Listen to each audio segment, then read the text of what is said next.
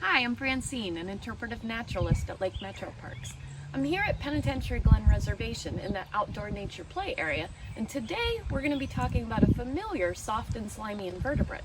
An invertebrate is an animal without a backbone.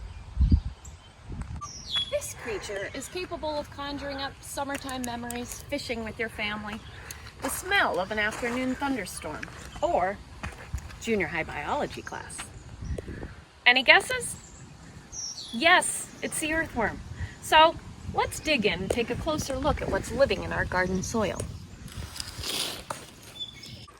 Earthworms occur in most temperate and many tropical soils, and with more than 6,000 species, you're bound to come across one in your own garden.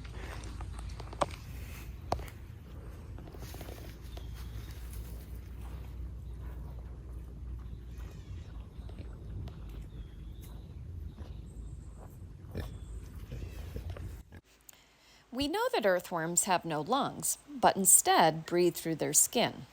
This process is known as diffusion. A worm's skin must stay damp to keep diffusion working. Although too much moisture, such as water-saturated soil from a heavy rainfall, is detrimental to worms. It doesn't allow gases like oxygen and carbon dioxide to be exchanged across the worm's skin. And if the worm doesn't come to the surface, it will suffocate, which is why you see them after a storm. Though it may not seem like it, earthworms have a distinctive head and tail. The head of an earthworm is always located closest to the clitellum.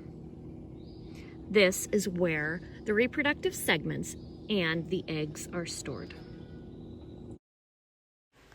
Now let's take a look at two of the more common types of earthworms, redworms and nightcrawlers. The main difference between redworms and nightcrawlers is that the small, thin red worms, measuring about 2 to 3 inches in length, are primarily used in the composting process, or vermicomposting, whereas the nightcrawlers are worms that usually can be seen feeding above the ground at night and are grayish in color. They are usually much larger, up to 14 inches in length. These worms are popular as fishing bait. So what do these critters do for a living? The earthworm is one of nature's biggest recyclers. They decompose dead or decaying organic matter, breaking it into smaller bits and pieces, altering our soil and plant growth. One way they do this is by generating tons of castings, or worm poop, and increasing the microbial activity in the soil. The stuff passing through the worms help make the nutrients easier to absorb by the plants. They mix and aerate the soil, generally considered beneficial, especially to farmers and gardeners.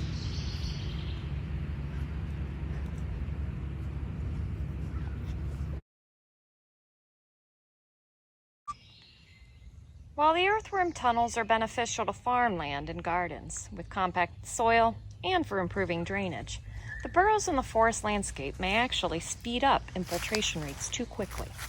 This is not always good for the forest plants that need specific soil conditions.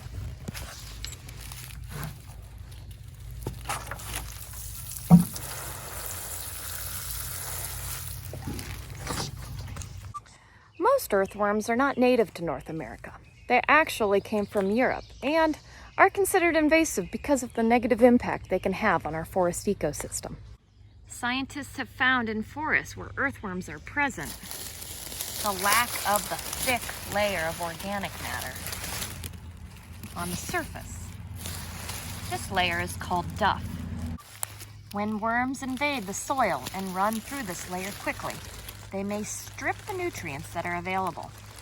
Some animals and plants suffer, creating a less diverse and very different ecosystem, void of beneficial fungi.